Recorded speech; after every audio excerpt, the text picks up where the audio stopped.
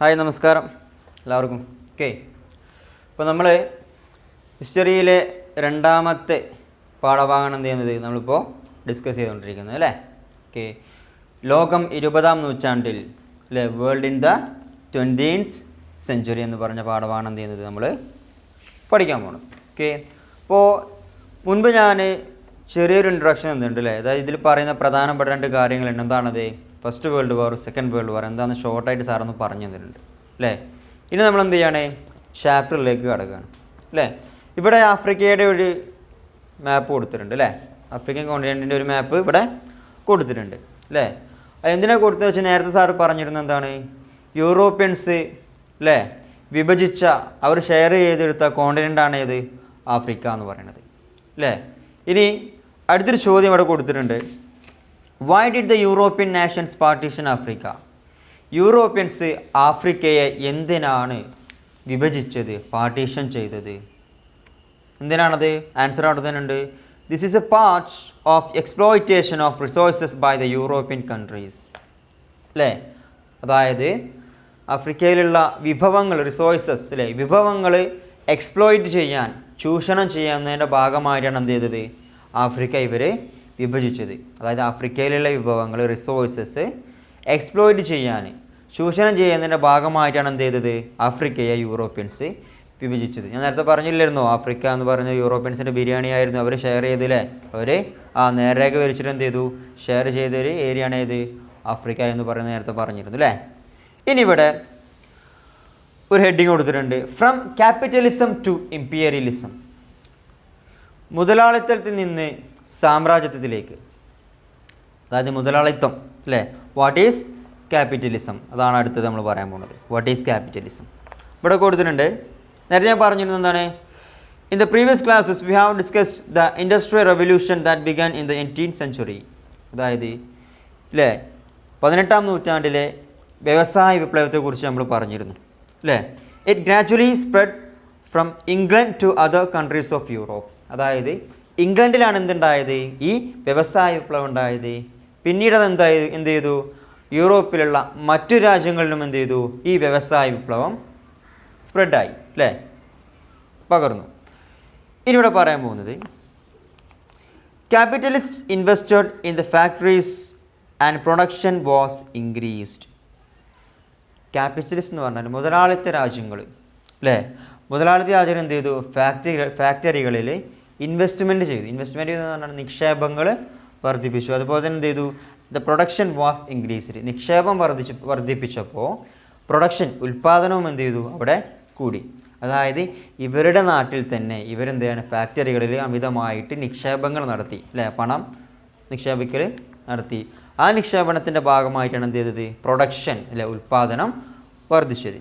Okay, this increase the profit. അങ്ങനെ ഇവരുടെ profit അല്ലേ എന്ത് ചെയ്തു, അവരുടെ പ്രോഫിറ്റ് എന്ന് പറഞ്ഞാൽ ലാഭം വർദ്ധിച്ചു. അതായത് ഈ പ്രവണത, ഈ പ്രവൃത്തി എന്ത് ചെയ്തു, അതായത് ഈ ഇൻവെസ്റ്റ് ചെയ്തില്ല അവർ അല്ലേ, അതായത് ക്യാപിറ്റലിസ്റ്റ് ഇൻവെസ്റ്റ് ചെയ്തു, ഇൻവെസ്റ്റ്മെൻറ്റിൽ എന്ത് ചെയ്തു, അവരുടെ പ്രൊഡക്ഷൻ കൂടി, അതായത് നിക്ഷേപത്തിലൂടെ അവിടെ ഉൽപ്പാദനം കൂടുകയും അങ്ങനെ അവരുടെ ലാഭത്തിൽ വർധനമുണ്ടാവുകയും ചെയ്തു. ഓക്കെ, ഇനി എന്താണ് ക്യാപിറ്റലിസം ഇവിടെ കൊടുത്തിട്ടുണ്ട്. വാട്ട് ഈസ് ക്യാപിറ്റലിസം എന്ന് കൊടുത്തിട്ടുണ്ട്. Okay, the economic system in which production and distribution, the economic system in which production and distribution are controlled by the capitalists with the aim to increase profit is known as capitalism അല്ലേ.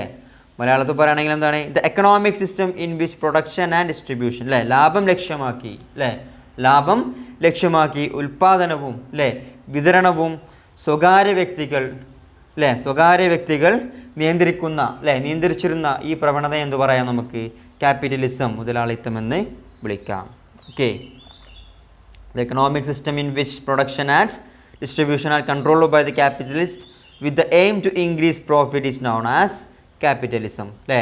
ലാഭം ലക്ഷ്യമാക്കി ഉൽപ്പാദനവും വിതരണവും എന്ത് ചെയ്യാണ്, സ്വകാര്യ വ്യക്തികൾ അല്ലേ നിയന്ത്രിക്കുന്ന ആ സമ്പദ് വ്യവസ്ഥയാണ് എന്ത് ചെയ്യുന്നത്, നമ്മൾ ക്യാപിറ്റലിസം അതായത് മുതലാളിത്തം എന്ന് വിളിക്കുന്നത്. അങ്ങനെ എന്ത് ചെയ്യാണ്, the advent of large scale industries enhanced the capital investment അല്ലേ. അതായത് ഈ വൻകിട വ്യവസായങ്ങളുടെ വരവ് അല്ലേ അല്ലേ? അതായത് വൻകിട വ്യവസായങ്ങളുടെ മൂലധന നിക്ഷേപം എന്ത് ചെയ്തു? അവരുടെ മൂലധന നിക്ഷേപത്തിൻ്റെ വ്യാപ്തി കൂട്ടി. അതായത് വൻകിട വ്യവസായങ്ങളുടെ വരവ് എന്ത് ചെയ്തു? അവരുടെ മൂലധന നിക്ഷേപത്തിൻ്റെ വ്യാപ്തി കൂട്ടി എന്നാണ് പറഞ്ഞത്. വൻകിട വ്യവസായങ്ങളുടെ വരവ് അവരുടെ മൂലധന നിക്ഷേപത്തിൻ്റെ വ്യാപ്തി കൂട്ടി, അല്ലേ? മൂലധന നിക്ഷേപം എന്ന് പറഞ്ഞാൽ എന്താണ്? പണനിക്ഷേപത്തിൻ്റെ, അല്ലേ? പണം നിക്ഷേപിക്കുക. ഈ പണം നിക്ഷേപിച്ചാണ് എന്ത് ചെയ്യുന്നത്? അവർ പ്രൊഡക്ഷൻ നടത്തുന്നത്, ഉൽപ്പാദനം നടത്തുന്നത്. അങ്ങനെ ഉൽപ്പാദനം കൂടുകയാണ് എന്ത് ചെയ്യണത്? ഉൽപ്പാദനം കൂടുന്നു, അവരെ പ്രോഫിറ്റ് എന്ത് ചെയ്യുന്നു? അവർക്ക് വർദ്ധിക്കുന്നു എന്ന് പറഞ്ഞു. Okay, yes. Many Nations produced more than they needed and more than they could accommodate in the domestic markets. അതായത് ഒരുപാട് നേഷൻസ്, ഒരുപാട് രാജ്യങ്ങൾ എന്ത് ചെയ്യാണ്? അമിതമായിട്ട് പ്രൊഡക്ഷൻ നടത്തി, അമിതമായിട്ട് ഉൽപ്പാദനം നടത്തുകയും ഈ അമിതമായ ഉൽപ്പാദനത്തിലൂടെ അവർ ഉൽപ്പാദിപ്പിക്കുന്ന, അവർ പ്രൊഡ്യൂസ് ചെയ്യുന്ന, അല്ലേ, ഗുഡ്സ് എന്താണ്? വസ്തുക്കൾ എന്താണ്? അവർക്ക് അവരുടെ മാർക്കറ്റിൽ തന്നെ, അവരുടെ കമ്പോളത്തിൽ തന്നെ വിറ്റഴിക്കാൻ കഴിയാതായിട്ട് വരികയാണ്. ഓക്കെ, അങ്ങനെ എന്ത് ചെയ്യാണ്? This over production forced them to search for markets, അല്ലേ? അങ്ങനെ ഈ പ്രൊഡക്ഷൻ ഓവറായപ്പോൾ, ഉൽപ്പാദനം അമിതമായപ്പോൾ അവരെന്ത് ചെയ്യാണ്? അവർ മാർക്കറ്റ്, കമ്പോളങ്ങൾ തിരഞ്ഞുകൊണ്ട് എന്ത് ചെയ്യാണ്? അവർ പോവാണ്, അല്ലേ? The search for markets by the industrialised countries in Europe led to competition among them. അങ്ങനെ ഇവർ മാർക്കറ്റ് തേടി പോകണം. അത് ഇവർ ഉൽപ്പാദിപ്പിച്ചിട്ടുള്ള, ഈ യൂറോപ്യൻസ് ഉൽപ്പാദിപ്പിച്ചിട്ടുള്ള, പ്രൊഡ്യൂസ് ചെയ്തിട്ടുള്ള സാധനങ്ങൾ വിറ്റഴിക്കാൻ വേണ്ടിയിട്ട് എന്ത് ചെയ്യാണ്? ഇവർ കമ്പോളങ്ങൾ തേടി പോവുകയാണ്. അതിൻ്റെ ഭാഗമായിട്ടാണ് എന്ത് ചെയ്യണത്? ഇവർ നമ്മുടെ ഏഷ്യയിലേക്കും ലാറ്റിൻ അമേരിക്കയിലേക്കും പിന്നെ എന്ത് ചെയ്യുന്നത്? ആഫ്രിക്കയിലുമൊക്കെ എത്തുന്നു. ഞാൻ പറഞ്ഞില്ലേ, കുറച്ച് ആൾക്കാർ ആഫ്രിക്കയിലേക്ക് പോയി, കുറച്ച് ആൾക്കാർ ഏഷ്യയിലേക്ക് പോയി, കുറച്ച് ആൾക്കാർ എന്ത് ചെയ്തു? ആഫ്രിക്കയിലേക്ക് പോയി എന്നൊക്കെ നേരത്തെ ഞാൻ കഴിഞ്ഞ ക്ലാസ്സിൽ, ആ ഇൻട്രൊഡക്ഷൻ ക്ലാസ്സിൽ പറഞ്ഞിരുന്നു, അല്ലേ? അങ്ങനെ എന്താണ്? ഇതിൻ്റെ ഭാഗമായിട്ടാണ്. അതായത് ഇവർക്ക് ഇവിടെ അമിതമായി ഇവർ മത്സരിച്ചാണ് എന്ത് ചെയ്യുന്നത്? പ്രൊഡക്ഷൻ നടത്തുന്നത്, ഉൽപ്പാദനം നടത്തുന്നത്. അങ്ങനെ മത്സരിച്ചുകൊണ്ട് ഉൽപ്പാദനം നടത്തിയിട്ട് ഈ ഉൽപ്പാദനം നടത്തിക്കൊണ്ട് അവരുടെ പ്രൊഡക്ഷൻ കൂടി, അല്ലേ? അതായത് ഉൽപ്പാദനം കൂടുകയും പിന്നെ എന്താ? പ്രോഡക്ട്സ് കൂടി, അല്ലേ? എന്താ? വസ്തുക്കൾ എന്ത് ചെയ്തു? ഉൽപ്പന്നങ്ങൾ എന്ത് ചെയ്തു? വർദ്ധിക്കുകയും. അങ്ങനെ ആ ഉൽപ്പന്നങ്ങൾ വർദ്ധിച്ചപ്പോൾ ഇവരെ കമ്പോളത്തിൽ തന്നെ അത് വാങ്ങാൻ ആൾക്കാരില്ലാതായി. കാരണം എന്താണ്? അധികരിച്ചില്ലേ, അല്ലേ? അമിതമായാൽ അമൃതം എന്താണ്? വിഷമെന്ന് പറഞ്ഞതുപോലെ ഈ പ്രോഡക്ട്സ് അധികരിച്ചപ്പോൾ, ഉൽപ്പന്നങ്ങൾ അധികരിച്ചപ്പോൾ അവർക്കത് വിറ്റഴിക്കാനുള്ള സാഹചര്യം അവരുടെ രാജ്യത്തിന് തന്നെ ഇല്ലാതായി. അങ്ങനെ അവരെന്ത് ചെയ്യാണ്? കമ്പോളങ്ങൾ തേടിയിട്ട്, മാർക്കറ്റ് തേടിയിട്ട് എന്ത് ചെയ്യാണ്? മറ്റുള്ള രാജ്യങ്ങളിലേക്ക് പോകണം. അത് അങ്ങനെയാണ് എന്ത് എത്തുന്നത്? ഏഷ്യയിലേക്കും ആഫ്രിക്കയിലേക്കും ലാറ്റിൻ അമേരിക്കയിലേക്കും ആരെത്തുന്നത്? നമ്മളെ യൂറോപ്യൻസ് എത്തുന്നത്. ഇവിടെ പറയുന്നുണ്ട്, the Europeans had already established trade relationship with Asian, African and Latin American nations. ആദ്യം തന്നെ അവർക്ക് എന്ത് ബന്ധമുണ്ടായിരുന്നു? ഏഷ്യയുമായിട്ടും ആഫ്രിക്കയുമായിട്ടും ലാറ്റിൻ അമേരിക്കൻ രാജ്യങ്ങളൊക്കെയുമായിട്ട് എന്തുണ്ടായിരുന്നു? യൂറോപ്യൻസിന് കച്ചവട ബന്ധങ്ങൾ ഉണ്ടായിരുന്നു. Using political power and military forces, അല്ലേ? രാഷ്ട്രീയ ശക്തിയും പിന്നെന്താണ്? മിലിറ്ററി ഫോഴ്സസ്, അല്ലേ? സൈനിക ശേഷിയും ഉപയോഗിച്ച് the European countries economically exploited these nations, അല്ലേ? യൂറോപ്യൻ രാജ്യങ്ങൾ എന്ത് ചെയ്തു? സാമ്പത്തികമായിട്ട് ചൂഷണം ചെയ്തു. ആരെ? ഈ ഏഷ്യയെയും ആഫ്രിക്കയെയും അതുപോലെ തന്നെ എന്താണ്? ലാറ്റിൻ അമേരിക്കൻ രാജ്യങ്ങളെയും. Okay, later they become the colonies of European countries. അങ്ങനെയാണ് എന്ത് ചെയ്യണത്? ഈ ഏഷ്യ, ആഫ്രിക്ക, ലാറ്റിൻ അമേരിക്ക യൂറോപ്യൻസിൻ്റെ കോളനികളായിട്ട് മാറുന്നത്. This process is called colonisation. ഇതിനാണ് എന്ത് വിളിക്കുന്നത്? കോളനി വൽക്കരണം എന്ന് നമ്മൾ മലയാളത്തിൽ പറയുന്നത്. കോളനി വൽക്കരണം എന്ന് പറഞ്ഞാൽ, കൊളോണലൈസേഷൻ എന്ന് പറഞ്ഞാൽ എന്താണ്? കോളനി വൽക്കരണം. അതായത് ഈ യൂറോപ്യൻസ് എന്ത് ചെയ്യാണ്? അവരുടെ മിലിറ്ററി പവർ ഉപയോഗിച്ചിട്ട്, അല്ലേ? പൊളിറ്റിക്കൽ പവർ ഉപയോഗിച്ചിട്ട്, മിലിറ്ററി, അല്ലെ, സൈനിക ശേഷി ഉപയോഗിച്ചിട്ട് എന്ത് ചെയ്യാണ്? സാമ്പത്തികമായിട്ട് എന്ത് ചെയ്യാണ്? ഈ പറഞ്ഞ ഏഷ്യയെയും അതുപോലെ തന്നെ ലാറ്റിൻ അമേരിക്കയെയും ആഫ്രിക്കയെയും എന്ത് ചെയ്യാണ്? ചൂഷണം ചെയ്യാണ്. ഈ ചൂഷണം ചെയ്യുന്ന ഈ പ്രവണത, ഈ ഇതിനെ എന്ത് പറയണത്? നമ്മൾ കൊളോണലൈസേഷൻ എന്ന് പറഞ്ഞത്. അതായത് കോളനി വൽക്കരണം. അങ്ങനെ ലാറ്റിൻ അമേരിക്കയും അതുപോലെ തന്നെ നമ്മുടെ ഏഷ്യയെയും അതുപോലെ തന്നെ നമ്മൾ ആഫ്രിക്കയും എന്ത് ചെയ്തു? യൂറോപ്യൻസിൻ്റെ കോളനികളായിട്ട് മാറുകയാണ്. Okay, yes. അങ്ങനെ എന്ത് ചെയ്യാണ്? Trade unions were form to protest against capitalist exploitation. ഈ മുതലാളിമാരുടെ ചൂഷണങ്ങൾക്കെതിരെ ട്രേഡ് യൂണിയൻസ് എന്ന് പറഞ്ഞാൽ എന്താണ്? സംഘടിത തൊഴിലാളി സംഘടന, അല്ലേ? സംഘടിത തൊഴിലാളി പ്രസ്ഥാനം, അങ്ങനെ പറയാം. സംഘടിത തൊഴിലാളി പ്രസ്ഥാനങ്ങൾ എന്ത് ചെയ്തു? ഉയർന്നു വന്നു, അല്ലേ? അവരെന്ത് ചെയ്തു? പ്രൊട്ടസ്റ്റ് ചെയ്തു എന്ന് പറഞ്ഞാൽ എന്താണ്? അവർ സമരം ചെയ്തു. constant agitation of trade unions and the resultant increase in their wages diminished the profit of capitalist. അതായത് കൺസ്റ്റൻറ്റ് അല്ലേ, അതായത് നിരന്തരമായിട്ടുള്ള ഈ സമരം മൂലം അല്ലേ തൊഴിലാളികൾക്ക് എന്ത് ചെയ്തു, കൂലി അമിതമായിട്ട് കൊടുക്കേണ്ടി വന്നു. അങ്ങനെ തൊഴിലാളികൾക്ക് കൂലി കൂട്ടി കൊടുത്തപ്പോൾ ഇതെന്ത് ചെയ്തു, diminished the profit of capitalist. അത് മുതലാളിത്ത രാജ്യങ്ങളുടെ മുതലാളിമാരുടെ ലാഭത്തിൽ കുറവുണ്ടാക്കി. അതാണ് ഉദ്ദേശിച്ചത്. Okay, yes. അങ്ങനെ എന്ത് ചെയ്യാണ്, the European countries had considered the colonies as the source of raw materials and the market for the industrial products. അങ്ങനെ തങ്ങളുടെ യൂറോപ്യൻസിൻ്റെ ഉൽപ്പന്നങ്ങൾ അല്ലെ പ്രോഡക്ട്സ് വിറ്റഴിക്കാനുള്ള ഒരു മാർക്കറ്റായിട്ടും അതുപോലെ തന്നെ എന്താണ് റോ മെറ്റീരിയൽസ് എന്ന് പറഞ്ഞാൽ അല്ലേ. റോ മെറ്റീരിയൽസ് എന്ന് പറഞ്ഞാൽ എന്താണ്, റോ മെറ്റീരിയൽസ് പറഞ്ഞാൽ അസംസ്കൃത വസ്തുക്കളുടെ അല്ലെ കേന്ദ്രമായിട്ടും തങ്ങൾ ഉൽപ്പാദിപ്പിക്കുന്ന അല്ലെ അവർ പ്രൊഡക്ഷൻ നടത്തുന്ന അല്ലെ പ്രോഡക്ട്സ് വിറ്റഴിക്കാനുള്ള ഒരു കമ്പോളമായിട്ടാണ് എന്ത് ചെയ്തത് ഈ യൂറോപ്യൻസ് കോളനികളെ കണ്ടത്. ഇവരെ സാധനങ്ങൾ വിറ്റഴിക്കാനുള്ള സംഭവവും പിന്നെ അവർക്ക് ആവശ്യമുള്ള സാധനങ്ങൾ എടുക്കാവുന്ന, അതായത് ആവശ്യമുള്ള റോ മെറ്റീരിയൽസ് പറഞ്ഞാൽ എന്താണ്, അസംസ്കൃത വസ്തുക്കൾ എന്ന് പറഞ്ഞാൽ എന്താണ്, വിറ്റാൽ അമിതമായിട്ടില്ല കൂടുതലായിട്ട് പൈസ കിട്ടുന്ന അല്ലേ ലാഭം കിട്ടുന്ന വസ്തുക്കളാണ് എന്ത് റോ മെറ്റീരിയൽസ് എന്ന് പറയുന്നത്. ലൈക്ക് ലെതർ, കോട്ടൺ, ജൂട്ട് അങ്ങനെയൊക്കെ പറയും കേട്ടോ. അതൊക്കെ അതിൻ്റെ എക്സാമ്പിളാണ്. Okay, yes. Later on, colonial masters started to invest capital in the colonies. നേരത്തെ അവർ സ്വന്തം രാജ്യത്താണ് എന്ത് ചെയ്തിരുന്നത്, അവർ നിക്ഷേപങ്ങൾ നടത്തിയിരുന്നു അല്ലേ. പിന്നീട് അവർ എന്ത് ചെയ്യുകയാണ്, ഇനി അവർ നിക്ഷേപങ്ങൾ അവർ ഇൻവെസ്റ്റ്മെൻറ്റ് കോളനികളിൽ നിന്ന് എന്ത് ചെയ്തു, അവർ നിക്ഷേപിക്കാൻ തുടങ്ങി. അതിനൊരു കാരണമുണ്ട്. ഇവർ സ്വന്തം നാട്ടിൽ എന്ത് ചെയ്തു, സ്വന്തം രാജ്യത്ത് ഇവർ നിക്ഷേപമൊക്കെ നടത്തിയിട്ട് ഇവർ പ്രൊഡക്ഷൻ കൂട്ടി തൊഴിലാളികൾ എന്ത് ചെയ്തു, അവരെ സമരം ചെയ്തിട്ട് തൊഴിലാളികളെ കൂലി കൂട്ടി കൊടുത്തിട്ട് ഇവർക്ക് പ്രോഫിറ്റ് കുറഞ്ഞു എന്ന് ഞാൻ പറഞ്ഞു അല്ലേ. അങ്ങനെ ഈ പ്രോഫിറ്റിൽ ലാഭം ഉണ്ടാക്കാനുള്ള ലക്ഷ്യത്തോടു കൂടി എന്ത് ചെയ്യണം, ഇവർ കോളനികളിൽ അതായത് ഇവരുടെ ലാറ്റിൻ അമേരിക്ക, ആഫ്രിക്ക, ഏഷ്യ എന്നീ രാജ്യങ്ങളിൽ എന്ത് ചെയ്തു, ഇവർ നിക്ഷേപങ്ങൾ നടത്തി. അങ്ങനെ നിക്ഷേപം നടത്താനുള്ള കാരണം നിക്ഷേപിച്ചുകൊണ്ട് പ്രൊഡക്ഷൻ നടത്താനുള്ള കാരണം വേറൊന്നുമല്ല, അവിടെ പറയുന്നുണ്ട് ചീപ്പ് ലേബറാണ് അല്ലേ. തൊഴിലാളികളുടെ കുറഞ്ഞ കൂലി കൊടുത്താൽ മതിയായിരിക്കും ഈ കോളനിയിൽ അതായത് ഇവരെ കോളനിയിലുള്ള ഈ കോളനി രാജ്യങ്ങളായ ആളുകൾക്ക് എന്ത് ചെയ്താൽ മതി, കുറഞ്ഞ കൂലി കൊടുത്താൽ മതി. അതായത് ഇവരെല്ലാം ഇവിടെ ഭരിക്കുന്നത് യൂറോപ്യൻസാണ് എന്ത് ചെയ്യണത്, ഇവിടെ ഭരിക്കുന്നത് ആ യൂറോപ്യൻസിൻ്റെ അടിമകളായിട്ടാണ് എന്ത് ചെയ്യുന്നത് നമ്മളവിടെ ഈ ഏഷ്യയിലെയും ആഫ്രിക്കയിലെയും ലാറ്റിൻ അമേരിക്കയിലെ ആളുകൾ നിന്നിരുന്നത് അല്ലേ. അപ്പോൾ അവർ പറഞ്ഞ കൂലി അവർ തരുള്ളൂ അല്ലേ. ഒന്നതാണ് കാരണം. പിന്നെ അവൈലബിലിറ്റി ഓഫ് റോ മെറ്റീരിയൽസ്, അസംസ്കൃത വസ്തുക്കളുടെ ലഭ്യത. അവൈലബിലിറ്റി ഓഫ് റോ മെറ്റീരിയൽസ് പറഞ്ഞാൽ എന്താണ്, അസംസ്കൃത വസ്തുക്കളുടെ ലഭ്യത. പിന്നെ ഇവിടെ പറയുന്നുണ്ട് low cost involved in manufacturing and selling goods in colonies.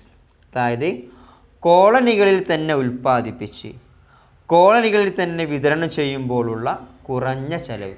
അവിടെ തന്നെ ഉൽപ്പാദിപ്പിക്കുന്നു, അവിടെ തന്നെ എന്ത് ചെയ്യുന്നു, ചിലവാക്കുന്നു. കാരണം ഇവിടെ വാങ്ങാൻ ഇഷ്ടംപോലെ ആളുകളുണ്ട് അല്ലേ. വലിയ യൂറോപ്യൻസിനെ പോലെ ചെറിയ പ്രദേശമല്ല നമ്മളത്, ഒരുപാട് വലിയ ഇന്ത്യ എന്നൊക്കെ പറഞ്ഞാൽ അത്യാവശ്യം വലിയ രാജ്യമല്ലേ. അപ്പോൾ അവിടെ വാങ്ങാൻ ആൾക്കാരുണ്ട്, ആവശ്യമുള്ള ആളുകളുണ്ട്. അപ്പോൾ അവരെന്ത് ചെയ്യാണ്, അതിനുള്ള ഒരു കമ്പോളമായിട്ടാണ് എന്ത് ചെയ്തത് കോളനികൾ ആര് കണ്ടത്, നമ്മുടെ യൂറോപ്യൻസ് കണ്ടത്. Then next one imperialism. എന്താണ് ഇമ്പീരിയലിസം അല്ലേ. ഞാൻ പറഞ്ഞു യൂറോപ്യൻസ് തമ്മിലുള്ള മത്സരമായിരുന്നു എന്ത് ഇമ്പീരിയലിസം ഞാൻ പറഞ്ഞിരുന്നു അല്ലേ. ഇവിടെ ഒരു ഡെഫിനിഷൻ കൊടുത്തിട്ടുണ്ട് correct. The distinctive phase of flow of finance capital to colonies is known as imperialism അല്ലേ. അതായത് കോളനികളിലേക്കുള്ള മൂലധന കയറ്റുമതിയുടെ ഘട്ടത്തിന് എന്ത് വിളിക്കാം, നമുക്ക് സാമ്രാജ്യത്വം അതല്ലെങ്കിൽ ഇമ്പീരിയലിസം എന്ന് വിളിക്കാം അല്ലേ. Imposing A nations political, economic and cultural dominance on another nation is A fundamental feature of imperialism അല്ലേ. അതായത് ഇമ്പീരിയലിസത്തിൻ്റെ പ്രത്യേകത എന്താണ് അല്ലേ. അതായത് രാഷ്ട്രീയപരമായിട്ടും സാമ്പത്തികപരമായിട്ടും സാംസ്കാരികപരമായിട്ടും എന്ത് ചെയ്യുക, ആധിപത്യം മറ്റൊരു രാജ്യത്തിൻ്റെ മേൽ സ്ഥാപിക്കുന്ന ആ ഒരു പ്രവണത എന്താണ് ഇമ്പീരിയലിസത്തിൻ്റെ ഒരു ഫീച്ചറാണ് അല്ലേ, സവിശേഷതയാണ്. ഓക്കെ, അങ്ങനെ എന്ത് ചെയ്യാണ്, the colonialist impose the dominance using legal system, administrative measures, military force etcetera അല്ലേ. എന്ത് ചെയ്തു, അവർ അവരുടെ സൈനിക ശേഷി അല്ലെ സൈനിക ശക്തി ഉപയോഗിച്ചു. അതുപോലെ തന്നെ എന്താണ് അല്ലേ ഭരണ രീതി, അതുപോലെ തന്നെ എന്ത് ചെയ്തു നിയമവ്യവസ്ഥയൊക്കെ ഉപയോഗിച്ചിട്ട് എന്ത് ചെയ്യാണ് ഇവർ കോളനികളെ ഇവരെ കീഴിലുണ്ടാക്കി അല്ലേ. ഇത് ഇമ്പീരിയലിസത്തിൻ്റെ ഒരു ഭാഗമാണ്. അതായത് ഒന്നുമില്ല, ഇവർ വന്നിട്ട് എന്ത് ചെയ്യുക, ഇവിടെ സാമ്രാജ്യത്വം മെനയുക, അതായത് ഇവരെ കീഴിൽ നമ്മളെ ആക്കുക. അതന്നെ യൂറോപ്യൻസ് വന്നിട്ട് ഒരു രാജ്യം, ഇപ്പോൾ ഫോർ എക്സാമ്പിൾ ഏഷ്യ എന്ത് ചെയ്തു, ഇന്ത്യ എന്ത് ചെയ്തു, അവർ യൂറോപ്യൻസ്, അതായത് പ്രത്യേകിച്ച് ഇംഗ്ലണ്ട് അല്ലെ ബ്രിട്ടീഷുകാർ എന്ത് ചെയ്തു, അവരുടെ ആധിപത്യത്തിലാക്കിയില്ലേ, അതും എന്ത് വിളിക്കാം, നമുക്ക് സാമ്രാജ്യത്വം എന്ന് വിളിക്കാം. How did imperialism affect the colonies? ഇനി കോളനികളെ, ഈ പറഞ്ഞ ഏഷ്യ, ആഫ്രിക്ക, അതുപോലെ തന്നെ ലാറ്റിൻ അമേരിക്ക എന്ന് പറഞ്ഞ കോളനികളെ ഇമ്പീരിയലിസം, സാമ്രാജ്യത്വം എങ്ങനെയാണ് ബാധിച്ചത്, അതാണ് അടുത്ത പറയുന്നത്. ഫസ്റ്റ് പോയിന്റ് ഇതാണ്, traditional economic system of the colonies was destroyed. അതായത് കോളനികളുടെ പരമ്പരാഗത സമ്പദ് വ്യവസ്ഥ തകർന്നു. അതാണ് കോളനികളുടെ പരമ്പരാഗത സമ്പദ് വ്യവസ്ഥ തകർന്നു അല്ലേ. Traditional economic system of the colonies was destroyed. Next one, administrative and judicial systems were replaced അല്ലേ. അതെന്താണ്, ഭരണരീതിയും അല്ലേ, പിന്നെന്താ ജുഡീഷ്യൽ സിസ്റ്റം എന്ന് പറഞ്ഞാൽ എന്താണ്, നിയമവ്യവസ്ഥയും എന്ത് ചെയ്തു, മാറ്റിമറിക്കപ്പെട്ടു. വാസ് റീപ്ലേസ്ഡ് എന്ന് പറഞ്ഞാൽ എന്താണ്, മാറ്റിമറിക്കപ്പെട്ടു. ഭരണരീതിയും പിന്നെന്താണ്, നിയമ വ്യവസ്ഥയും മാറ്റിമറിക്കപ്പെട്ടു. മൂന്നാമത്തെ point, people in colonies were forced to cultivate cash crops in lieu of traditional food crops. അതായത് കോളനികളിലുള്ള ജനങ്ങൾ അല്ലേ, ഭക്ഷ്യവിളകൾക്ക് പകരം, ഭക്ഷ്യവിളകൾ എന്ന് പറഞ്ഞാൽ ഫുഡ് ക്രോപ്സ് ആണ് അല്ലേ, ഫുഡ് ക്രോപ്സിന് പകരം എന്ത് ചെയ്തു അല്ലേ, ക്യാഷ് ക്രോപ്സ്, അതായത് നാണ്യവിളകൾ ഉൽപ്പാദിപ്പിക്കാൻ ഇവരെ നിർബന്ധിതരായി. അതായത് ഈ ഭക്ഷണത്തിന് പകരം എന്താണ്, കൂടുതൽ ലാഭം കിട്ടുന്ന അല്ലേ. ഫോർ എക്സാമ്പിൾ നമ്മൾ 4ാമത്തെ പാഠത്തിലൊക്കെ പഠിക്കേണ്ടത് ഇൻഡിഗോ, നീലം അല്ലേ, നീലം കൃഷി ചെയ്യാൻ എന്ത് ചെയ്തു, യൂറോപ്യൻസ് പ്രത്യേകിച്ച് ബ്രിട്ടീഷുകാർ എന്ത് ചെയ്തു, നമ്മുടെ ഇന്ത്യയിലുള്ള ജനങ്ങളെ നിർബന്ധിപ്പിച്ചിട്ടുണ്ട്. കാരണം എന്താണ്, ആ നീലത്തിന് നല്ല വില കിട്ടുന്ന സംഭവമാണ് അല്ലേ. അപ്പോൾ കൂടുതൽ ലാഭം കിട്ടുന്ന കൃഷി ചെയ്താൽ മതി, എന്തിനു പകരം, ഫുഡ് ക്രോപ്സിന് പകരം. അപ്പോൾ ഫുഡ് ക്രോപ്സിന് പകരം എന്താണ്, കൂടുതൽ പണം കിട്ടുന്ന രീതിയിലുള്ള കൃഷി ചെയ്യാൻ എന്ത് ചെയ്തു, കോളനികളിലുള്ള ആളുകളെ ഇവർ നിർബന്ധിപ്പിച്ചു. Then poverty and unemployment increased അല്ലേ, ദാരിദ്ര്യവും തൊഴിലില്ലായ്മയും എന്ത് ചെയ്തു, വർദ്ധിച്ചു. Then natural resources were widely exploited അല്ലേ, പ്രകൃതി വിഭവങ്ങൾ അല്ലേ, പ്രകൃതി വിഭവങ്ങൾ എന്ത് ചെയ്തു, വൈഡ്ലി എക്സ്പ്ലോയിറ്റ് എന്ന് പറഞ്ഞാൽ വ്യാപകമായിട്ട് ചൂഷണം ചെയ്യപ്പെട്ടു. ഒന്നും കൂടെ പ്രകൃതി വിഭവങ്ങൾ എന്ന് പറഞ്ഞപ്പോൾ ഫോർ എക്സാമ്പിൾ നമ്മുടെ നിലമ്പൂർ തേക്ക് അല്ലേ, ഒരു പ്രകൃതി വിഭവമാണ് അല്ലേ. അപ്പോൾ നിലമ്പൂർ തേക്കിന് നല്ല ഡിമാൻഡാണ് പുറത്തൊക്കെ. അപ്പോൾ ഈ നിലമ്പൂരിൽ നിന്ന് ഒരുപാട് തേക്കുകൾ എന്ത് ചെയ്തിട്ടുണ്ട്, അവർ കൊണ്ടുപോയിട്ടുണ്ട്. അതൊക്കെ ഇതിൻ്റെ ഒരു ഭാഗമായിരുന്നു കേട്ടോ. Then last point, indigenous arts, literature, language, culture and education system were destroyed അല്ലേ. തദ്ദേശീയമായ എന്ന് പറഞ്ഞാൽ എന്താണ്, ഇൻഡിജിനസ് എന്ന് പറഞ്ഞാൽ തദ്ദേശീയമായ, അതായത് അവനവൻ്റെ ദേശത്തുള്ള ആർട്സ്, കല, ലിറ്ററേച്ചർ, സാഹിത്യം, ലാംഗ്വേജ്, ഭാഷ, കൾച്ചർ, സംസ്കാരം ആൻഡ് എഡ്യൂക്കേഷൻ സിസ്റ്റം അല്ലേ, വിദ്യാഭ്യാസ സിസ്റ്റം രീതി വേർ ഡിസ്ട്രോയ്. ഇതൊക്കെ എന്ത് ചെയ്തു, ഇതൊക്കെ നശിപ്പിക്കപ്പെട്ടു അല്ലേ, ഇതൊക്കെ തകർക്കപ്പെട്ടു അല്ലേ. പണ്ടിവിടെ ഉണ്ടായിരുന്ന ആർട്സ് അല്ല അല്ലേ, പണ്ടിവിടെ ഉണ്ടായിരുന്ന ലിറ്ററേച്ചർ അല്ല, പണ്ടിവിടെ ഉണ്ടായിരുന്ന ലാംഗ്വേജ് അല്ല, പണ്ടിവിടെ എഡ്യൂക്കേഷൻ സിസ്റ്റം അല്ല, കൾച്ചറൽ എന്ത് ഇവിടെ ഉണ്ടായിരുന്നത്, ഇവർ വന്നപ്പോൾ ഇവിടെ കോളനികളിൽ ഉണ്ടായി. ഇതൊക്കെയാണ് എന്ത് ചെയ്തത്, ഇമ്പീരിയലിസം മൂലം കോളനികളിൽ ബാധിച്ച കാര്യങ്ങൾ എന്ന് പറയുന്നത് അല്ലേ. ഇപ്പോൾ ക്വസ്റ്റ്യൻ ചോദിക്കും, what are the how did the imperialism affect colonies എന്ന് ചോദിക്കുമ്പോൾ ഈ പറഞ്ഞ പോയിന്റ് എന്ത് ചെയ്യണം, നിങ്ങൾ എഴുതണം. ഓക്കെ, അങ്ങനെയാണ് ചെയ്യുന്നത് കേട്ടോ. ഇപ്പോൾ നമ്മളിപ്പോൾ തൽക്കാലം നമ്മൾ ടെക്സ്റ്റ് ബുക്ക് നമ്മൾ തുടങ്ങിയിട്ടുണ്ട് അല്ലേ. ഇനി നമുക്ക് ഫസ്റ്റ് വേൾഡ് വാർ തൊട്ട് എന്ത് ചെയ്യുക, അടുത്ത ക്ലാസ്സിലെടുക്കാം. ഓക്കെ, അപ്പോൾ ഇതുവരെ നന്നായിട്ടൊന്ന് വായിച്ച് മനസ്സിലാക്കണം നിങ്ങൾ അല്ലേ. അപ്പോൾ ആദ്യം എന്താ പറഞ്ഞത്, ആഫ്രിക്കയിലേക്ക് യൂറോപ്യൻസ് എന്തിനാണ് പോയത് അല്ലേ, നാച്ചുറൽ റിസോഴ്സസിൽ എക്സ്പ്ലോയിറ്റ് ചെയ്യാൻ, അതായത് പ്രകൃതി വിഭവങ്ങൾ, അതായത് വിഭവങ്ങൾ എക്സ്പ്ലോയിറ്റ് ചെയ്യാനാണെന്ന് പറഞ്ഞു. പിന്നെ ഫ്രം ക്യാപിറ്റലിസം ടു ഇമ്പീരിയലിസം അല്ലേ, അതായത് മുതലാളിത്തത്തിൽ നിന്ന് സാമ്രാജ്യത്വത്തിലേക്ക് എങ്ങനെയാണ്, അതായത് ഇവർ മുതലാളിത്തം എന്ന് പറഞ്ഞാൽ എന്താണ്, ഞാൻ പറഞ്ഞിരുന്നത് എന്താണ്, what is capitalism അല്ലേ, the economic system in which production and distribution are controlled by the capitalist which the aim to increase profit is known as capitalism അല്ലേ. ലാഭം ലക്ഷ്യമാക്കി അല്ലേ ഉൽപ്പാദനവും വിതരണവും അല്ലേ സ്വകാര്യ വ്യക്തികൾ നിയന്ത്രിക്കുന്ന ഈ സമ്പദ് വ്യവസ്ഥയെ എന്ത് വിളിക്കാം നമുക്ക്, ക്യാപിറ്റലിസം, അതല്ലെങ്കിൽ മുതലാളിത്തം എന്ന് നമുക്ക് വിളിക്കാം. അങ്ങനെ ഇവർ നിക്ഷേപങ്ങൾ, അവരുടെ രാജ്യത്തിൻ്റെ നിക്ഷേപങ്ങൾ കൂട്ടി, അങ്ങനെ പ്രൊഡക്ഷൻ കൂടി അല്ലേ, അതായത് ഉൽപ്പാദനം കൂടി, ഉൽപ്പന്നങ്ങൾ കൂടി, സ്വന്തം രാജ്യത്ത് വിറ്റഴിക്കാൻ അവസ്ഥ വന്നു. അങ്ങനെ ഇവരെന്ത് ചെയ്യാണ്, പുറത്തോട്ട് ചാടാണ് അല്ലേ. അങ്ങനെ കോളനികളെ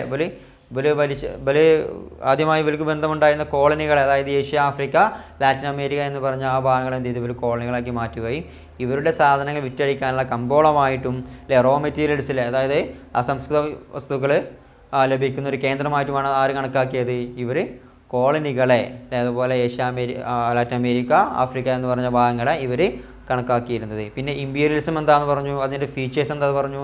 ഇമ്പീരിയലിസം എങ്ങനെയാണ് അല്ലേ, സാമ്രാജ്യത്വം എങ്ങനെയാണ് കോളനികളെ ബാധിച്ചതൊക്കെ എന്ത് ചെയ്തു നമ്മളിപ്പോൾ ഡിസ്കസ് ചെയ്തു. ഇത് ജസ്റ്റ് എന്ത് ചെയ്യുക എന്നതിൽ കണ്ടിട്ട് നമ്മൾ നോട്ട് സാർ അയച്ചു തരും, ആ നോട്ട് നിങ്ങൾ എഴുതണം എന്തായാലും കേട്ടോ. Okay, have a nice day, by.